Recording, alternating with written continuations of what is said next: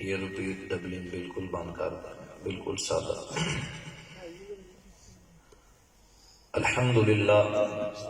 الحمدللہ رب العالمین والعاقبۃ للمتقین والصلاة والسلام علی رسولہ الکریم، اما بعد اعوذ باللہ من الشیطان الرجیم، بسم اللہ الرحمن الرحیم۔ النبی اولا بالمؤمنین من انفسهم، صدق اللہ العظیم۔ قال اللہ تبارک و تعالی فی شان حبیبہ مخبرا و آمرا، ان اللہ و ملائکتہ یصلون علی النبی یا ایہا الذین آمنوا صلوا علیہ وسلموا تسلیما۔ الصلاۃ والسلام علیک یا رسول اللہ وعلی آلک واصحابک یا رحمۃ للعالمین۔ الصلاۃ والسلام علیک یا عم رسول اللہ وعلی آلک واصحابک یا رسول الملاحم۔ تمام حمد و ثنا، تعریف و توصیف اللہ جل مجدہ الکریم کی ذات والا صفات کے لیے، جو خالق کائنات بھی ہے، مالک شش جہات بھی ہے۔ اللہ رب العالمین کی حمد و ثنا کے بعد آقا کل، مولا کل، نبی مکرم، اللہ کے پیارے، امت کے سہارے، رب کے محبوب، دانہ غیوب، فخر عرب و عجم، والی کون و مکان، سیاہ لا مکان، سید انس و جان، نیر تاباں، ماہ خوباں، شہنشاہ حسینہ، تتمہ دوراں، جلوہ صبح ازل، نور ذات لم یزل، باعث تکوین عالم، فخر آدم و بنی آدم، صاحب علم نشرح، معصوم آمنہ، احمد مجتبی، جناب محمد مصطفیٰ صلی اللہ علیہ وآلہ وسلم کے حضور ناز میں اپنی نیاز مندیوں، عقیدتوں کا خراج پیش کرنے کے بعد، واجب القدر، واجب الاحترام، ذوی الاحتشام بزرگوں، دوستوں، بھائیوں، بالخصوص جن کے گھر میں یہ پروگرام ہے، یہ ہمارا اپنا گھر ہے، جناب خلیفہ صوفی محمد جوید صاحب اور ان کے بھائی اور تمام خلفاء، تمام برادر طریقت، تمام سالکین اور اخص الخواص زیب مسند صاحبزادہ والا شان صوفی محمد شہزاد اور عرفانی عثمانی صاحب، آپ اس پروگرام کی صدارت فرما رہے ہیں۔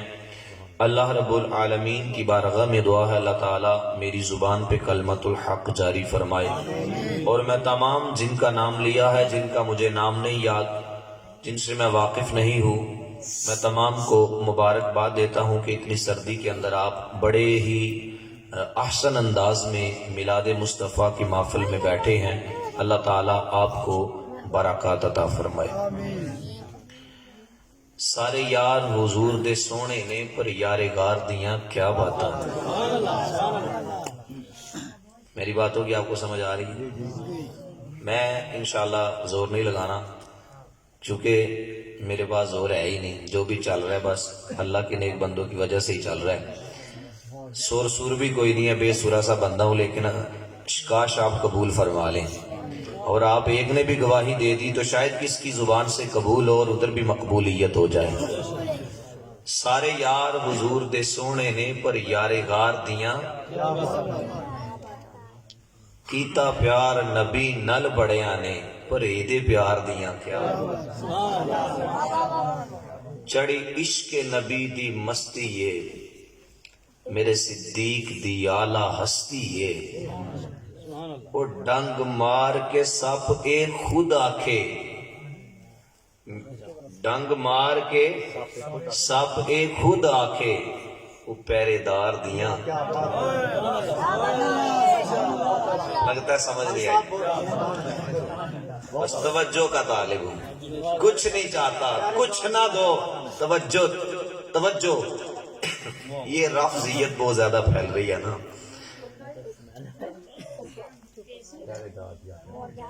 چڑی عشق نبی دی او صدیق دی آلہ تے ڈھنگ مار کے سب ایک خود آکھے بچا کے شے رکھی کول کوئی نہیں. مزہ آ رہا ہے؟ اللہ کرے آپ کو مزہ آ جائے. بچا کے شے آج کہتے ہو کہ یار سارا کچھ پیروں پہ نشاور کر دیا ہے. جوید صاحب نے پاس کیا رکھا ہے, بنایا کیا ہے؟ تو سنو پھر یہ وہ سنت صدیقی ہے.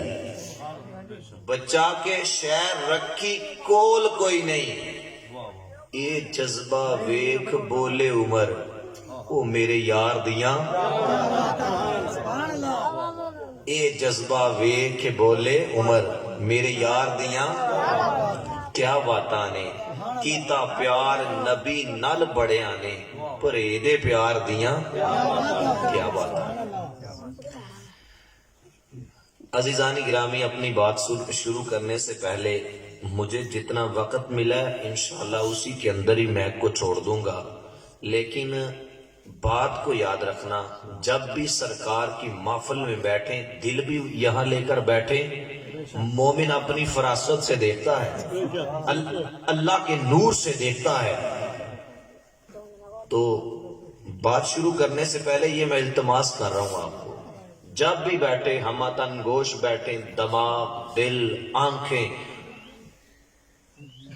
بالکل مصطفیٰ کریم صلی اللہ علیہ وآلہ وسلم کی یاد میں ہوں, جب رب کے ذکر میں سے زبان تر ہو. یہ 31 اکتوبر گزرا نا, آج 2 نومبر ہے.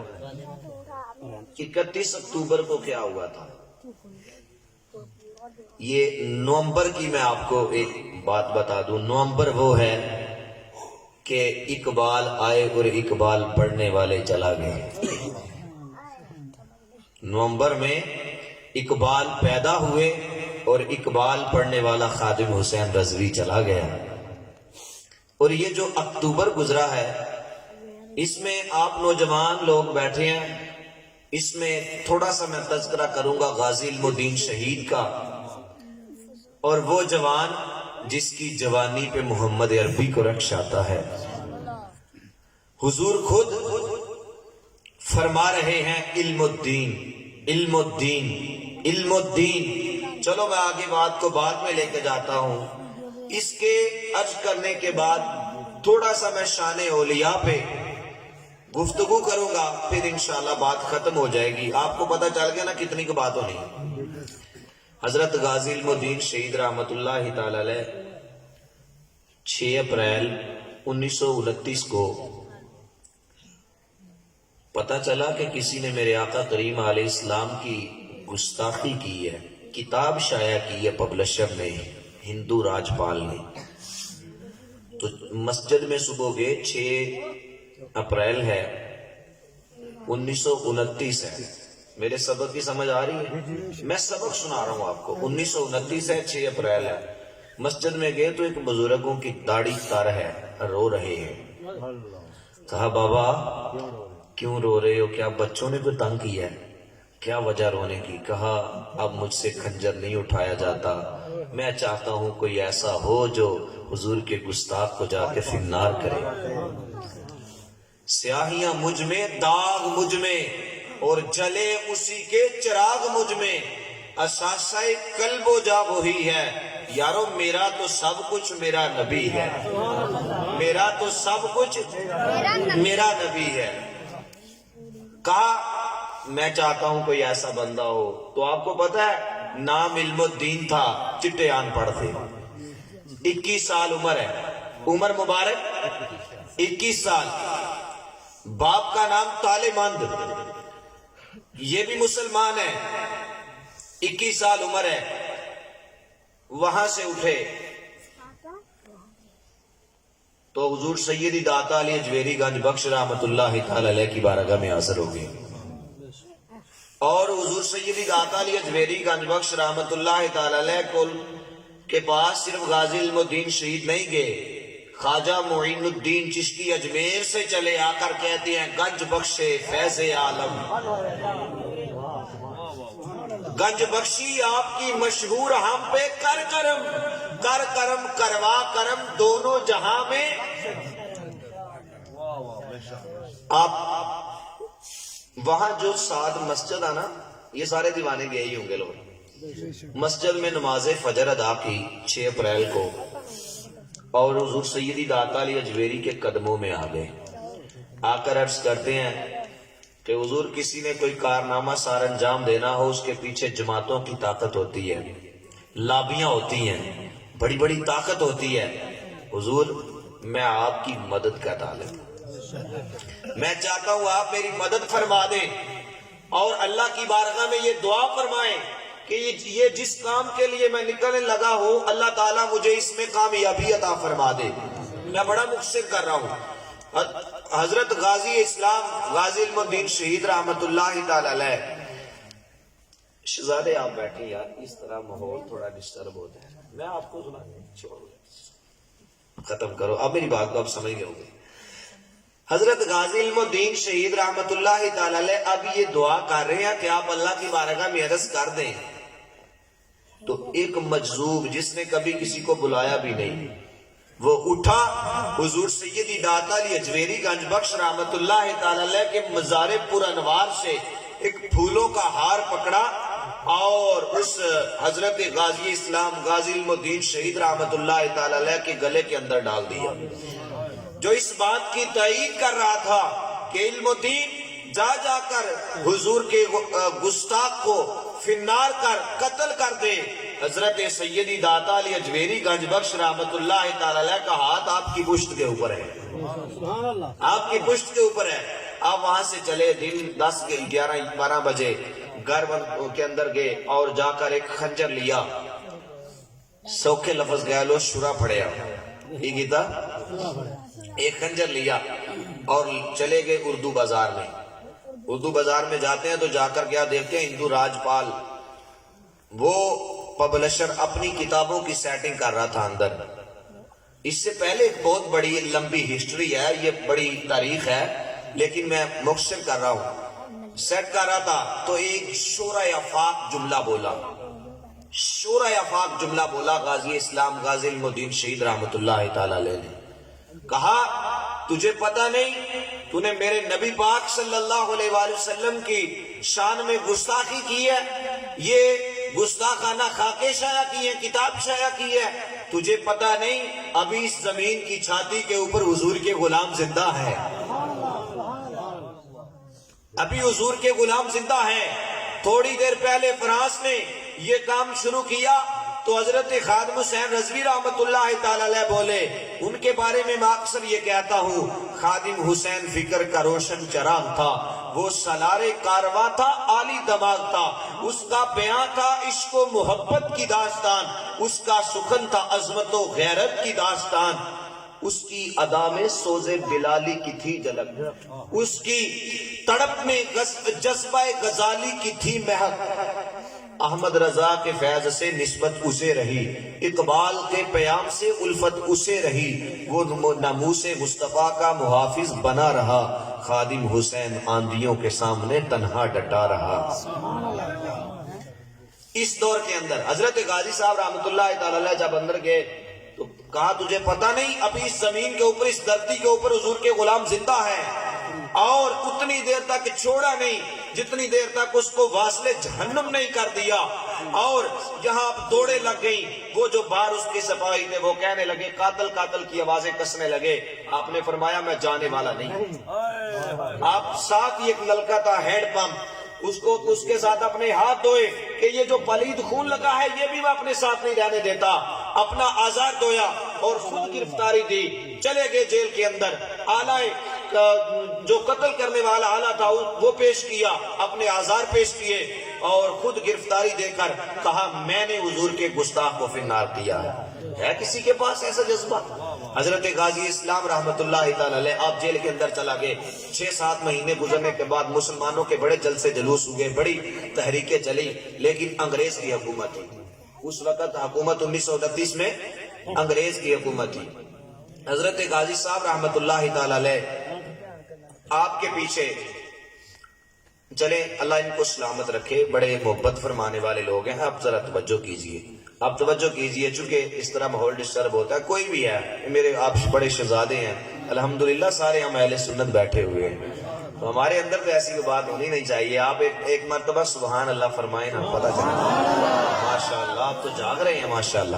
تو حضرت غازی صاحب رحمت اللہ تعالی علیہ، آپ جب 31 اکتوبر آئی، وقت آیا شہادت کا، اس سے پہلے آپ کے پاس اسلام آباد سے پیر میر علی شاہ صاحب رحمت اللہ تعالی علیہ، کبھی سید دیدار علی شاہ صاحب، کبھی ضیاء الدین مدنی صاحب، کبھی پیر سید جماعت علی شاہ صاحب، اور اس طرح تمام روحانی بزرگ آتے ہیں، ملاقاتیں کرتے ہیں. وہ کسی نے پوچھا، کسی نے سوچا یار چٹا ان پڑھ، حافظ بھی نہیں، قاری بھی نہیں، علم و دین، کیا تو قاری ہے؟ کہا نہیں. مفکر ہے؟ نہیں. محدث، فقیہ، محقق اور محدث، تو کون ہے؟ آج سارے بزرگ تمہیں ملنے آ رہے ہیں، وجہ کیا ہے؟ انہوں نے ایک ہی بات کہی، انہوں نے کہا جب تک بکے نہ تھے کوئی پوچھتا نہ تھا، تو نے خرید کر. آج لوگ ہاتھ چوم رہے ہیں تو کیا وجہ ہے؟ اللہ کے بندو گل وچ ہو رہے. حضرت غازی صاحب رحمت اللہ تعالی علیہ، آپ کے پاس حضرت موسیٰ کلیم اللہ آ گئے اور آپ نے دیکھا، مسکرائے. حضرت موسیٰ کلیم اللہ کو عرض کرنے لگے، حضور آپ جلالی نبی، اللہ کے پیارے کلیم، آپ تشریف لے آئے ہو جیل کی کوٹڑی کے اندر. موسیٰ کلیم اللہ مسکرا کے فرمانے لگے کہ میں دیکھنے آیا تھا، ہم جب بھی حضور کی کچہری میں جاتے ہیں، جب بھی ہم حضور کی مجلس میں بیٹھتے ہیں، تو حضور فرماتے ہیں علم الدین، علم الدین، علم الدین. آپ بھی ایک مرتبہ کہہ لیں علم الدین، علم الدین. حضور آپ کا نام جپتے ہیں تو میں چاہتا تھا، میں موسیٰ کلیم اللہ، میں اللہ کا کلیم ہوں. اللہ کے حبیب علیہ السلام کی بارگاہ میں سارے انبیاء حاضر ہوتے ہیں، لیکن علم الدین کون ہے؟ میں دیکھنے آیا تھا، جس کا نام حضور ہر وقت جپتے ہیں، وہ کون سا شہزادہ ہے؟ اسی طرح آپ جب تختہ دار کی طرف جانے لگے تو جتنے جیل کے قیدی تھے سارے السلام علیکم کہتے ہیں، آپ کہتے ہیں وعلیکم السلام، خدا حافظ، اور مسکراتے ہیں. تختہ دار کے اوپر غازی علم الدین شہید کو 31 اکتوبر کو جب لے جانے لگے، آخری خواہش پوچھی، کہا کیا ہے؟ گھر والوں کو ملنا ہے. کہا ملوں گا ضرور، لیکن مجھے ایک بات لکھ لینے دو، میرے گھر والوں تک پہنچا دینا. کہا گھر والوں کو کہنا جو بھی مجھے ملنے آئے وہ روتا ہوا نہ آئے، نہ روتا ہوا جائے، بلکہ مسکرا کے ملنے آئے. حضرت غازی علم الدین شہید رحمت اللہ تعالی علیہ کی ماں بھی ساتھ ہیں، سارے ملتے گئے اور وصیت پہ عمل بھی کیا، لیکن ماں کی ممتا تو پھر ماں کے آنسو نکلنے لگے. حضرت غازی صاحب رحمت اللہ تعالی علیہ آپ عرض کرنے لگے، اماں جان، کسی کا بیٹا پیدا ہوتا ہوا ہی مر گیا ہوگا، کسی کا بیٹا گاڑی کے نیچے آ کے مر گیا ہوگا، کسی کا بیٹا کسی طریقے سے، جانا تو ویسے بھی ایک دن ہے. تو ماں، جب سیدہ فاطمہ الزہرا رضی اللہ تعالی عنہا آپ اپنے بچوں کو امام حسین پاک، امام حسن مجتبیٰ سرکار کو پیش کریں گی کہ ہم نے سرکار کی نموز کے لیے دیے تھے، حضرت جتنے غازی اسلام ہیں ساری مائیں اپنے اپنے بیٹے لے کر آئیں گی، تو ماں تو آج رونا، تو بھی اپنے غازی علم الدین شہید کو لے کر حاضر ہو جانا، تو بھی اپنے بیٹے کو لے کر حاضر ہو جانا.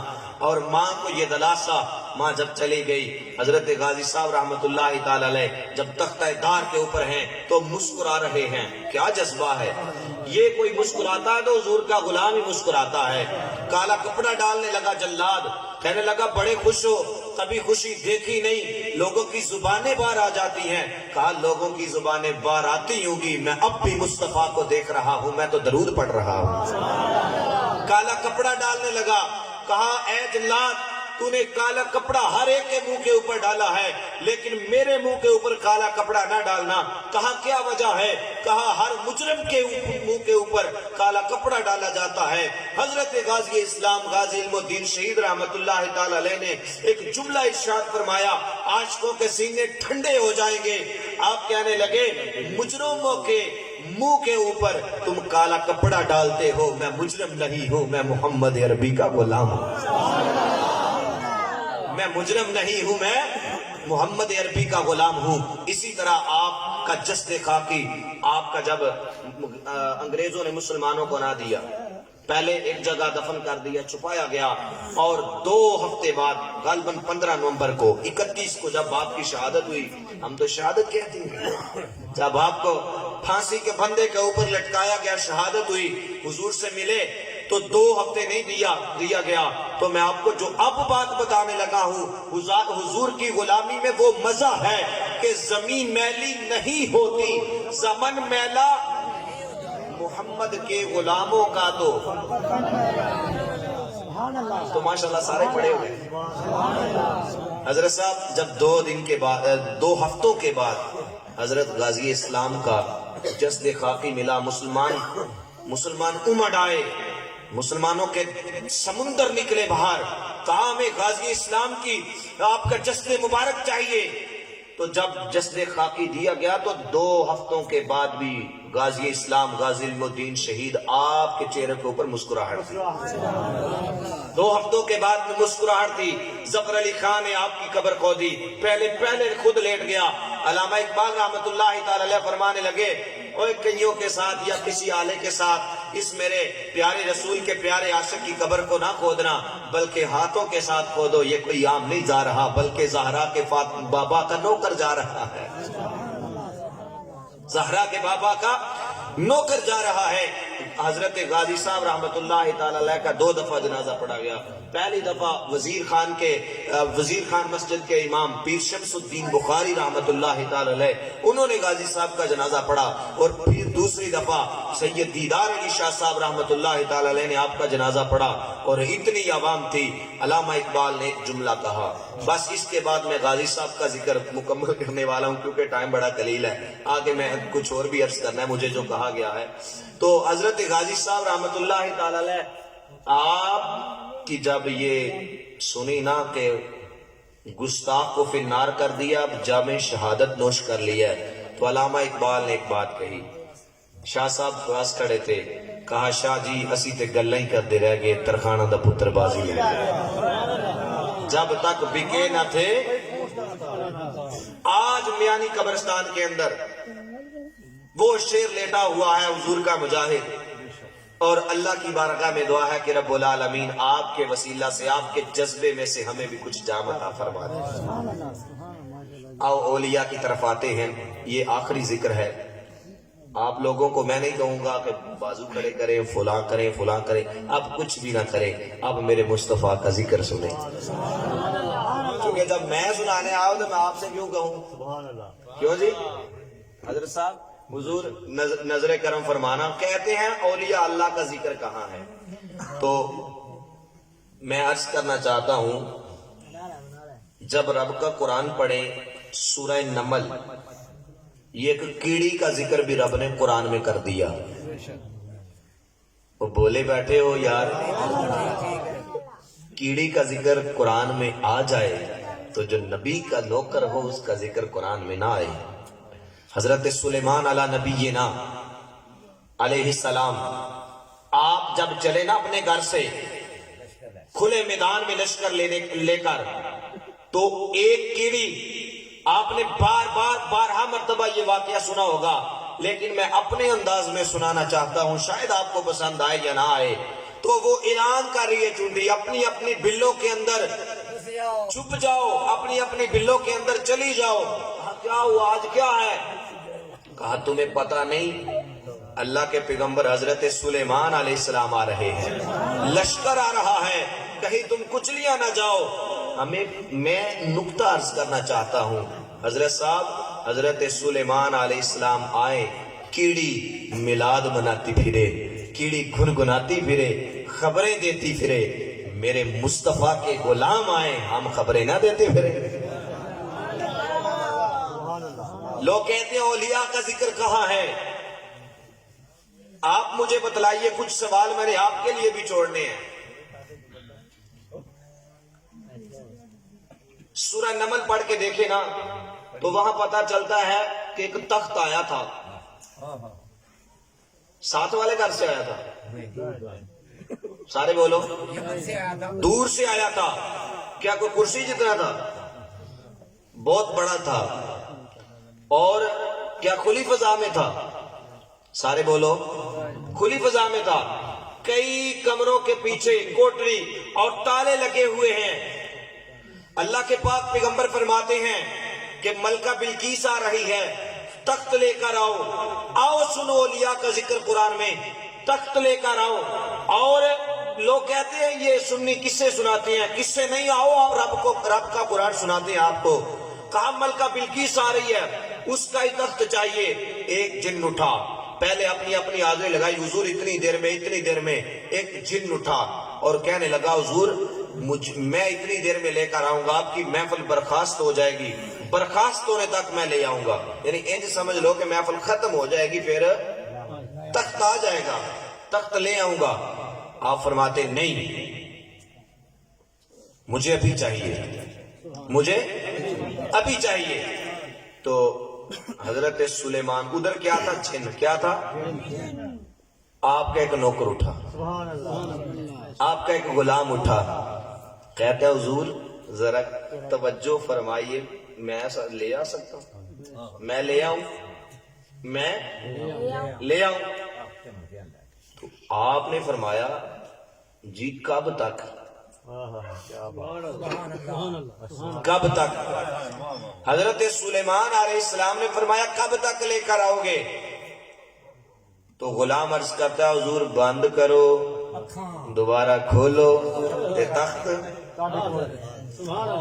تخت تھوڑے کول.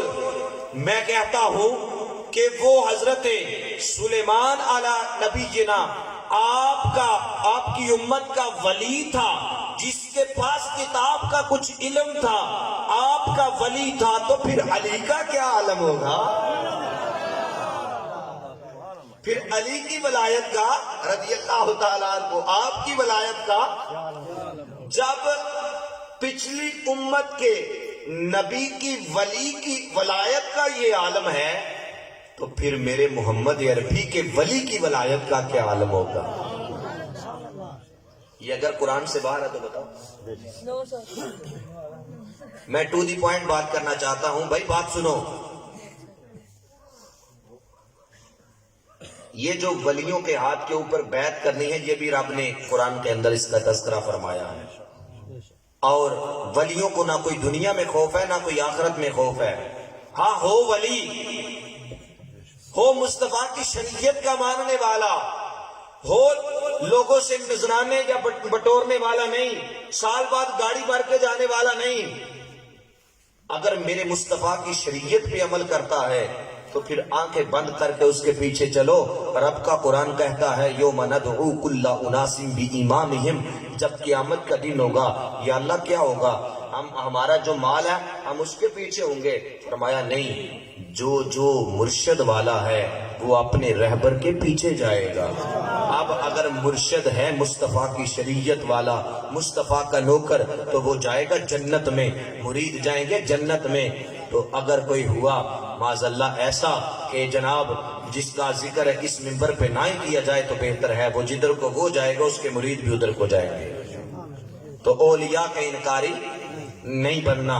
ولایت جناب ابو بکر صدیق سے چلی. حضرت سیدی داتا علی اجمیری گنج بخش رحمت اللہ تعالی علیہ نے کسی نے پوچھا کہ حضور آپ بتلائیے کہ صوفی کون ہے، آپ بتلائیے کہ صوفی کون ہے. آپ نے فرمایا کہ جس نے صوفی دیکھنا ہو وہ پہلا ذکر جو میں نے کیا تھا سارے یار حضور دے. آپ نے فرمایا اگر صوفی دیکھنا ہو تو پاک صدیق اکبر کو دیکھ لو. اگر کسی نے کامل صوفی دیکھنا ہو. اور میں اس بات پہ اتنا حیران ہوا کہ جناب سانو بھی لنگر اپنے جیسے دیا کرو. میں اتنا حیران ہوا کہ حضرت سیدی داتا علی اجمیری کی مجھے یہاں بات یاد آ رہی ہے. کشف المحجوب کے اندر بات ہے، میں ذمہ دار ہوں بات کا. آپ نے فرمایا فقیر ہوتا ہی وہ ہے جس کے سامنے، جس کی آنکھ کے سامنے مٹی کا ڈیلا سونے کا ڈیلا ایک برابر ہو جائے. یہ آپ کی کتاب کے اندر لکھا ہے. حضور سیدی داتا علی اجمیری گنج بخش رحمت اللہ تعالی علیہ نے سما کا بھی پورا ایک باب باندھا کشف المحجوب کے اندر. یہ جو سما ہوتی ہے پورا باب باندھا ہے. اس کے کچھ طریقے ہیں اور وہ ایک ایسے صاحب مسند کی صدارت میں ہو جو یہ جانتا ہے کہ اس کا کیا طریقہ کار ہے، کیا ہونا چاہیے کیا نہیں ہونا چاہیے، کیا اس میں کوئی ایسے بندے تو نہیں جو خیر شرعی حرکات کرنے والے ہیں، تو الحمدللہ ثم الحمدللہ ہم داتا حضور کے ماننے والے ہیں، خواجہ معین الدین چشتی اجمیری ہند الولی عطائے رسول عطائے رب العالمین کے ماننے والے ہیں۔ جب کوئی نہیں نا کلمہ پڑھتا تھا آپ کے لاہور کے اندر، اب میرے اور آپ کے پرداداؤں میں سے داداؤں میں سے کسی نے کلمہ پڑھ کے مسلمان ہوئے، آج ہم اس لیے یہاں بیٹھے ہیں، ہمارے دادے پردادے یہاں مسلمان ہوئے ہیں۔ حضرت خواجہ معین الدین چشتی اجمیری رحمت اللہ تعالی علیہ، آپ ایک نظر دیکھتے تھے تو 90 لاکھ مسلمان ہوتے تھے، ایک بار کلمہ پڑھتے تھے تو 90 لاکھ مسلمان بن جاتے تھے، ساری زندگی کا کفر دھویا جاتا تھا۔ اور سنو، جو کلمہ پھر پڑھ لیتا ہے، یہ اتنی ولی کی شان ہے کہ جو کلمہ پڑھائے ایک کفر دھو دے سینے کا۔ میرے آقا کریم علیہ السلام کا فرمان ہے، پوری کائنات کو ایک پلڑے کے اندر رکھ دو اور کلمہ شریف کو ایک پلڑے کے اندر رکھ دو، رب نے اس کا وزن زیادہ رکھا، رب نے اس کا وزن زیادہ رکھا ہے۔ عزیزان گرامی، میں آپ سے یہی عرض کروں گا کہ چونکہ مجھے جتنا ٹائم دیا تھا ٹائم مکمل ہو چکا ہے، میں آپ سے یہی عرض کروں گا، محفل میں آنے کے کچھ مقاصد ہوتے ہیں۔ آج آپ نے ذکر دو سن، پہلے ماشاءاللہ نعت شریف تلاوت اور جس طریقے سے جس نے ذکر کیا اللہ تعالیٰ قبول فرمائے، سارا کچھ سنا ہے۔ میں نے آپ کو دو ہستیوں کا ذکر آپ کے سامنے کیا ہے، اور اب میں قرآن کریم کی جو آیت پڑھی تھی اس کا ترجمہ کرنے لگا ہوں۔ پڑھی تھی نا میں نے سورہ احزاب سے، النبی اولا بالمؤمنین من انفسہم، میں نے ایک جگہ یہ ترجمہ کیا کہ نبی کریم صلی اللہ علیہ وآلہ وسلم، قرآن میں آتا ہے کہ تمہاری جانوں سے زیادہ قریب ہے، من انفسہم، تمہاری جانوں سے زیادہ قریب ہیں، اور رب تبارک و تعالیٰ کی ذات پاک تمہاری شارع سے بھی زیادہ قریب ہے۔ اب یہ شعر پڑھ رہے تھے، نظر کا قصور ہے، اب وہ کہتا یار نظر تو کچھ نہیں آتا۔ مجھے حضرت بہلول دنا کا وہ واقعہ یاد آ رہا ہے، حضور کر دو بیان۔ آپ میں پہلے یہ سوال کا ترجمہ کر لوں نا، آپ مجھے بتلائیے کوئی زیادہ قریب آ جائے نا تو پھر وہ ایسے نظر نہیں آتا، کسی چیز کا سہارا لینا پڑتا ہے۔ آپ نے دیکھا ہوگا سرما آنکھوں کے اندر لگایا نا کبھی، سرما یہاں ہو تو آپ دیکھ لیتے ہیں، جب آنکھ کے بہت قریب ہو جائے تو پھر آپ کس سے دیکھتے ہیں؟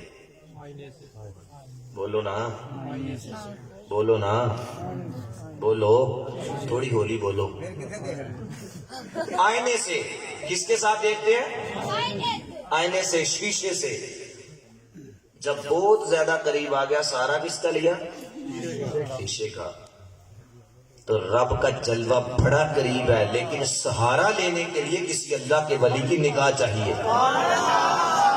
میرے مصطفیٰ جان سے زیادہ قریب ہیں، نظر نہیں آ رہے ہمیں وہاں تک پہنچنے کے لیے ہمیں راستہ چاہیے، وہ مصطفیٰ کی ذات ہیں، وہ مصطفیٰ کے نوکر ہیں جو ہاتھ پکڑ کے وہاں تک لے جاتے ہیں۔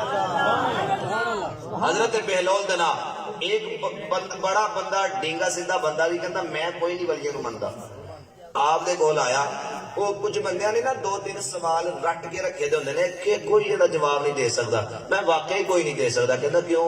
میں کہا تو لینا ہی نہیں چاہتا،